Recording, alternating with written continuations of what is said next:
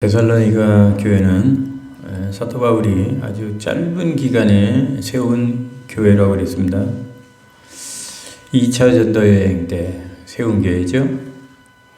바울의 2차 전도 여행. 바울과 실로와 신라를 얘기합니다. 바울과 신라와 디모데와 함께 3주 동안의 짧은 기간에 바울이 직접 세운 교회입니다. 데살로니가 교회. 역사서들은 당시에 데살로니가 인구가 20만의 대도시였다고 그렇게 기술을 하고 있습니다. 오늘날 기준으로 볼 때 20만 인구는 뭐 이렇게 큰 도시가 아니지만은 그때 당시는 이게 어마어마한 대도시입니다. 사도행전 17장 1절에서부터 10절에 보면 바울이 데살로니가에 머물던 기간에 벌어진 일들 잘 기록되어져 있습니다. 자, 그곳의 말씀을 보면 우리 지난번에 말씀드렸듯이 바울은 해당에서 3주 동안 데살로니가에서 열심히 복음을 전했죠. 그렇게 복음을 열심히 전했더니 많은 유대인들과 이방인들이 바울의 복음을 듣고 받아들였습니다. 그래서 예수 믿는 사람이 많이 늘어났어요. 3주 동안에. 그러니까 화가 난 유대인들이 바울과 그 일행을 죽이려고 달려들었죠. 복도들을 데리고. 이게 여러분 마귀가 하는 일입니다. 이게 복음을 전하는 교회를 무너뜨리려고. 교회를 전하는데, 복음을 전하는데 큰 핍박이 일어난 거죠. 그래서 바울은 데살로니가에서 어떻게 했습니까? 죽기 살기로 베레아로 도망을 쳤어요. 그런데 바울을 죽이려고 하는 자들이 그 베레아까지 쫓아와가지고 바울을 죽이려고 괴롭힙니다. 그래서 바울은 또 어디로 도망치죠? 아테네로 도망을 쳤어요. 아테네로 도망을 와서 바울은 겨우 목숨을 건졌지만은 바울은 이 데살로니가 교회가 이 태산같이 걱정이 되는 거예요. 데살로니가에서 겨우 3주밖에 복음을 전하지 못했는데 핍박하는 자들 속에서 과연 데살로니가 성도들의 그 믿음의 뿌리를 내릴 수 있을까? 이런 고민과 걱정을 태산같이 하고 있는데 마침 데살로니가로 보냈던 디모데가 기쁜 소식을 가지고 바울이 있는 아테네로 돌아왔지요. 그 기쁜 소식은 뭡니까? 데살로니가 교인들이 그 환난 속에서도 믿음을 굳게 잘 지키고 있다는 거예요. 여러분, 이보다 더 기쁜 소식이 어디 있을까요? 그것 때문에 막 태산같이 걱정하고 있었는데 그 기쁜 소식을 들은 바울의 이 마음이 얼마나 기뻤겠습니까? 하지만 디모데가 가지고 온 소식은 좋은 소식만 있었던 건 아니고 나쁜 소식도 있었어요. 그 나쁜 소식이 뭘까요? 우리가 이 세상 살면서 좋은 일만 있는 게 아니잖아요. 똑같아요. 그 나쁜 소식은 6가지나 되는데, 첫째로 박해자들로 인해서 데살로니가 교회 성도들 중에 순교자들이 나왔다. 얼마나 박해가 심했는지 짐작이 되죠. 사람이 죽을 만큼, 사람이 순교할 만큼. 그래서 데살로니가 교회들이 지금 큰 슬픔에 빠져 있다는 거예요. 두 번째 나쁜 소식은 데살로니가 교인들 가운데는 재림을 오해를 해서 주님이 뭐 재림하신다는데 열심히 땀 흘려 일할 필요가 뭐가 있어. 그래가지고 일을 안 하는 사람들이 점점 늘어나고 있다는 거예요. 이게 두 번째 문제고요. 세 번째 나쁜 소식은 어떤 사람들은 재림이 있기 전에 죽은 사람들, 재림이 있기 전에 그 순교한 사람들, 그 죽은 사람들은 어떻게 될 것인가 하는 그런 문제로 고민에 빠져 있다는 거예요. 네 번째 문제는 어떤 사람은 실망하여 예수 믿으면 뭐 구원받고 복받는다 그러더니 이런 환난과 핍박이 나오고 그래서 다시 실망을 해가지고 예전에 부도덕한 옛날에 과거에 예수 안 믿었던 때로 돌아갈 그런 조짐이 있다는 거예요. 그런 사람들이.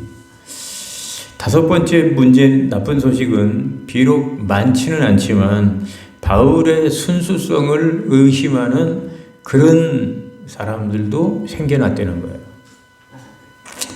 여섯 번째 나쁜 소식은 교인들 사이에 약간의 분쟁도 있었다는 거예요.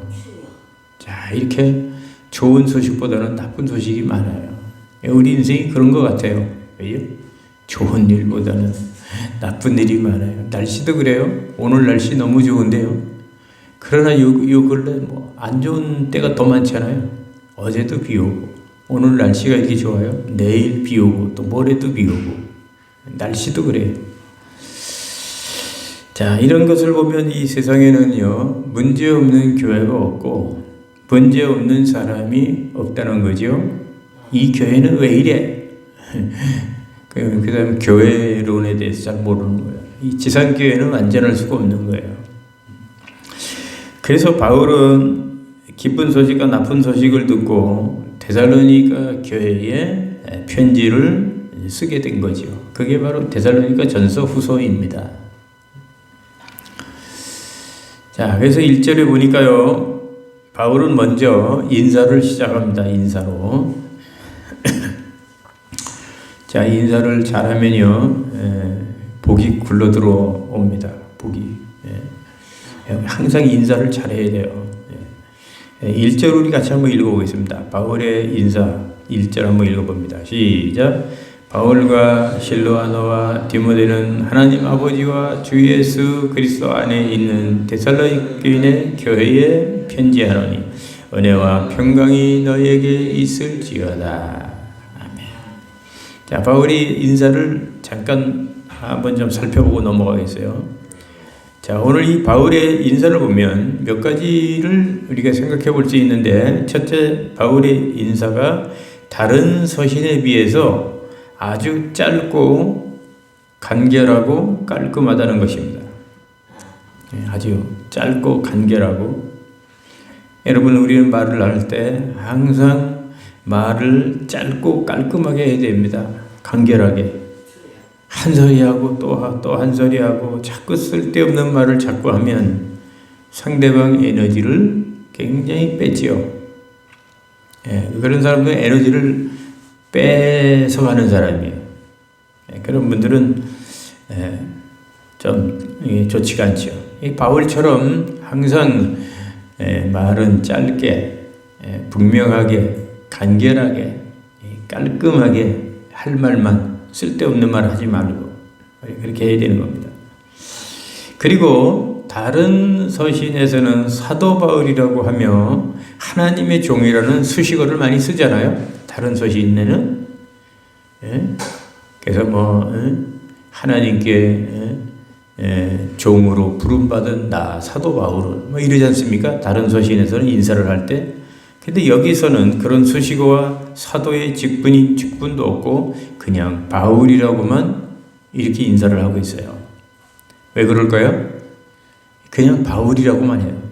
그 이유는 데살로니가 교회에서는 바울 사도권에 대한 오해를 받고 있지 않았기 때문에 그냥 바울이라고 한 거예요.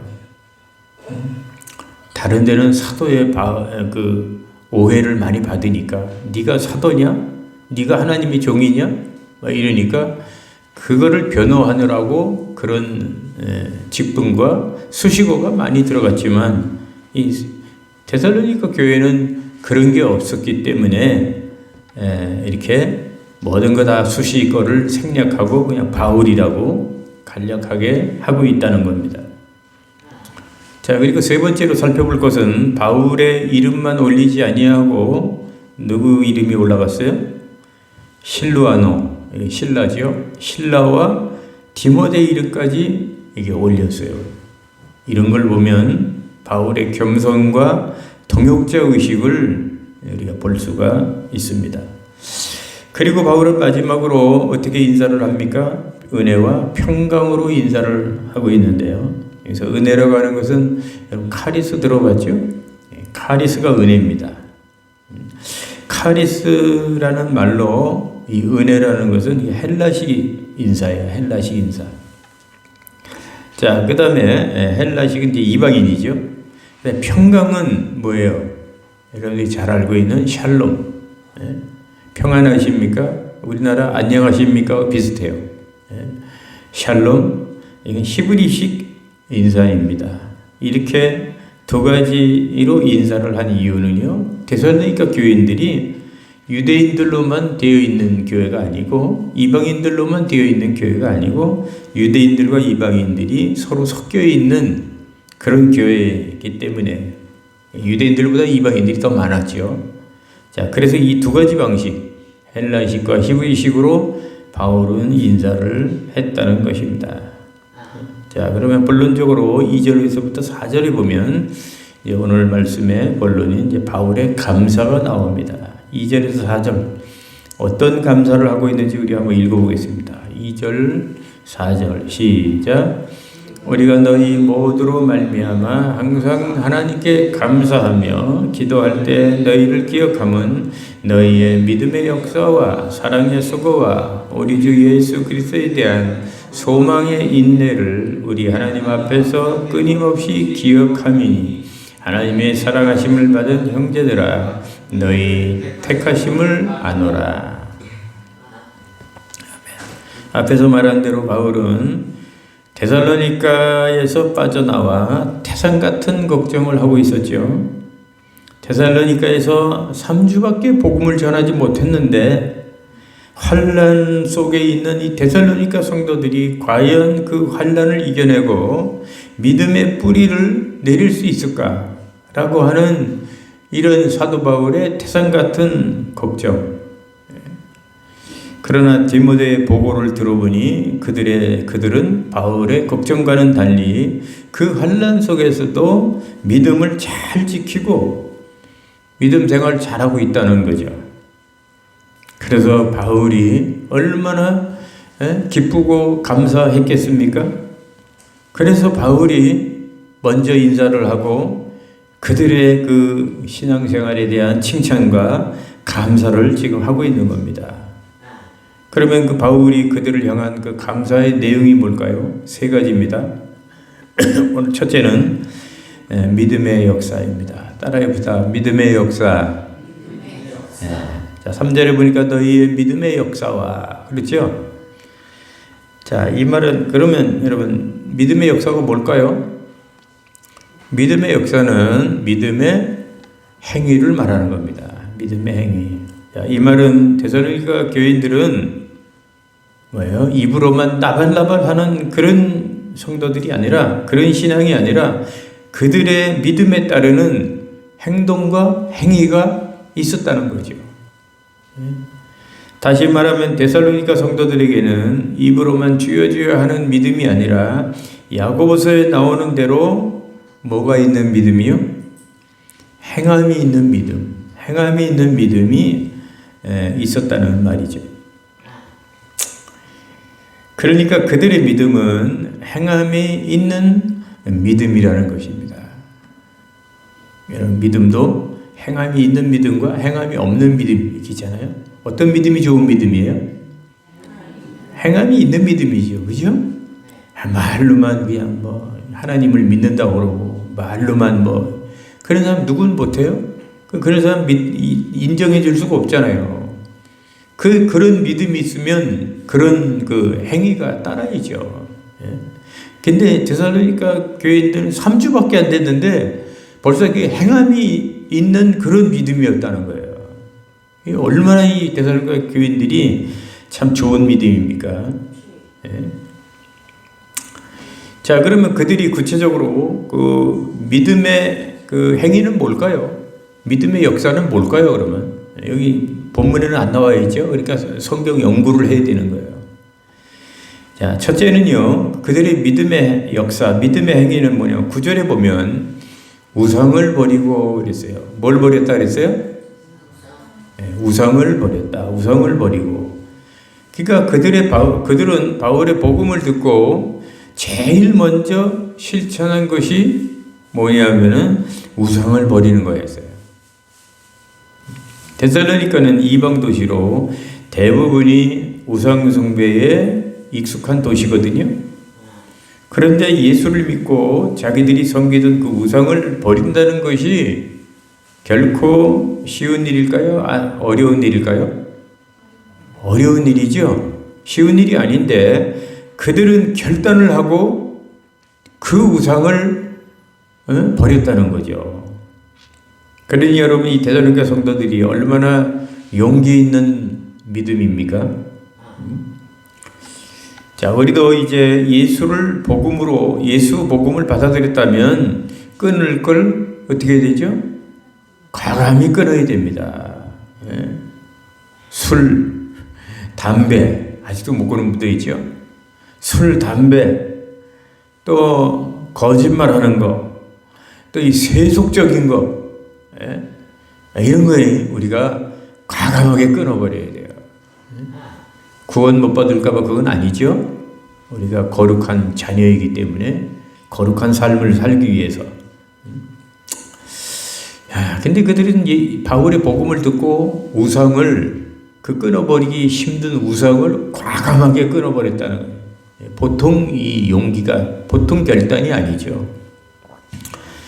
자, 두 번째로 그들의 믿음의 행위는 뭘까요? 박해 속에서도 그들의 믿음을 지켜나갔다는 거예요. 그들은 지금 박해를 받고 있잖아요. 우리는 지금 박해가 없어요. 얼마나 좋아요. 예수 믿는다고 누가 잡아가는 것도 아니고. 그런데 그들은 박해 속에서도 복음을 받아들임으로 인해 유대인들과 이방인들 양쪽으로부터 심한 박해를 받았어요. 그렇지만 그들은 믿음을 포기하지 않고 끝까지 믿음을 지켜나갔다. 말은 쉬운데 쉬운 게 아니죠. 박해가 오면 여러분 믿음 지킬 수 있겠습니까? 교회 나올 수 있겠습니까? 조그만 시험이 와도 교회를 못 나오겠다고 하는 분들이 많은데, 박해는 시험하고는 또 틀리죠, 성격이. 잘못하면 죽기도 하고 그러는 건데, 박해를 받으면 우리의 믿음을 지킬 수가 있겠느냐 말이에요.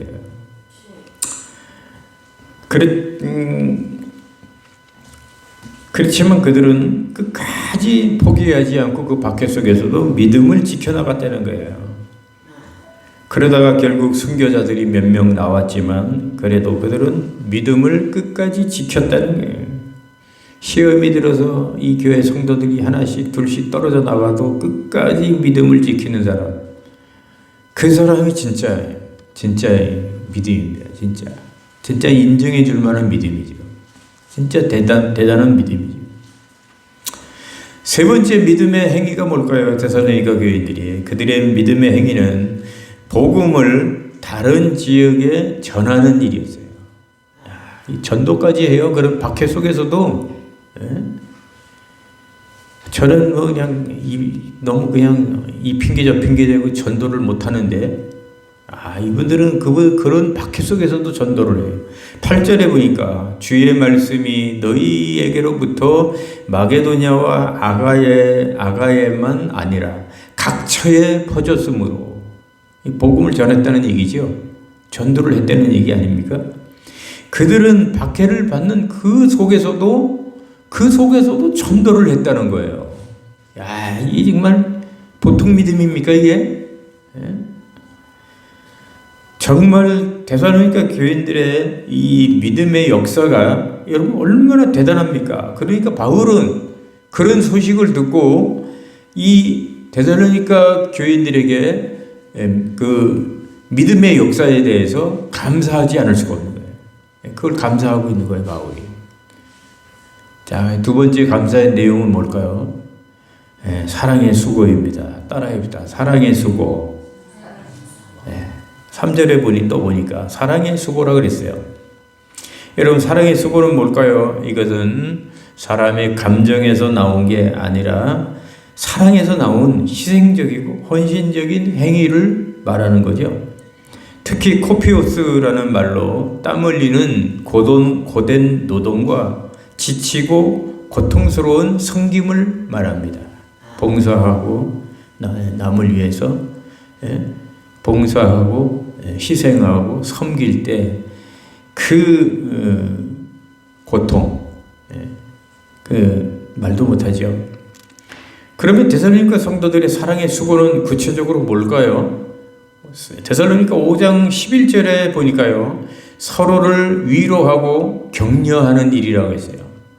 그들은 비록 그들을 인도하는 지도자 바울이 그 교회를 떠나 어느 지도자도 그들에게는 없었지만 교회 공동체 안에서 그들은 서로 돌보고 위로하는 사랑의 수고가 있었다는 거예요.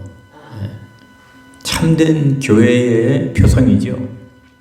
데살로니가 교회는 핍박받는 교회였지만 그 속에서도 형제자매의 필요를 서로 채워주는 실질적인 도움이 있는, 말로만 그러는 게 아니라 쌀이 없는 자에게 쌀을 주고 돈이 없는 자에게 돈을 주고, 정말 사랑의 수고가 많은 교회는 정말 은혜로운 교회 아니겠습니까? 그리고 데살로니가 5장 12절에서 또 13절에 보니까 그들은 지도자들을 존중을 했어요. 지도자들을 존중하는 그런 사랑의 수고가 있었습니다. 이것은 리더에 대한 사랑인데 바울이 중요하게 강조한 덕목 중에 하나였습니다. 그런 와중에서도 이 바울을 섬기고 바울을 사모하고 바울을 위해서 기도하고 정말 지도자들을 존중하고 사랑하는 이러한 사랑의 수고가 이 데살로니가에 있었다는 거예요. 이런 소식을 듣고 바울은 사랑의 수고에 대해서 감사했던 겁니다. 자, 세 번째 감사의 내용이 뭘까요? 따라합시다. 소망의 인내. 소망의 인내입니다. 3절에 보니까 또 소망의 인내라고 나옵니다. 소망의 인내는 미래의 소망 때문에 현재의 고난을 인내로 참고 나가는 걸 말하죠. 그래서 우리가 현재의 고난을 이기기 위해서는 뭐가 있어야 돼요? 소망을 가져야 되죠. 항상 현재의 고난을 이기기 위해서는 소망이 있어야 돼요. 그러면 데살로니가 교인들에게 있었던 소망이 뭘까요? 당시에 그런 박해받는 가운데서 무슨 소망이 있었을까요? 그런 박해 속에서도 데살로니가 교인들에게 소망이 있었는데 그것은 뭐냐면 주님이 다시 구름을 타시고 이 땅에 다시 오신다는 재림에 대한 소망이었어요. 그들에게는 예수를 믿는 것에 대한 박해와 억압이 있었지만 재림에 대한 소망이 있었기 때문에 현재의 그 핍박의 고난을 견뎌내면서 인내하고 나갈 수 있었다는 겁니다. 그래서 데살로니가 1장 6절에서 1장 6절, 그 다음에 2장 14절, 3장 3절에서 4절에 보면 박해와 환난 가운데 그들은 믿음을 끝까지 지킵니다. 예수님이 다시 오실 것을 믿는 소망이 그들로 하여금 신앙을 포기하지 않게 하네.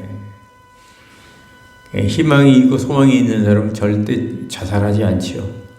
희망이 있고 소망이 있는 사람은 절대 자살하지 않습니다. 그거하고 똑같은 거죠.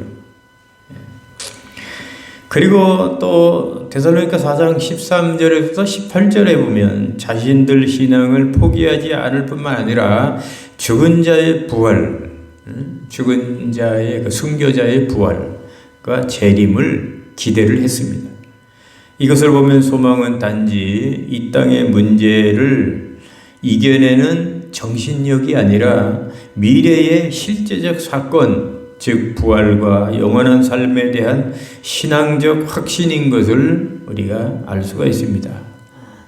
이렇게 여러분, 바울은 디모데에게 기쁜 소식과 나쁜 소식을 듣고 그런 힘든 상황 속에서도 우상을 버리고 믿음을 지키고 전도까지 하면서 서로 돌봐주고 위로하며 재림의 소망을 가지고 인내를 하는 이 데살로니가 성도들을 바울은 칭찬하고 감사하고 있는 것입니다.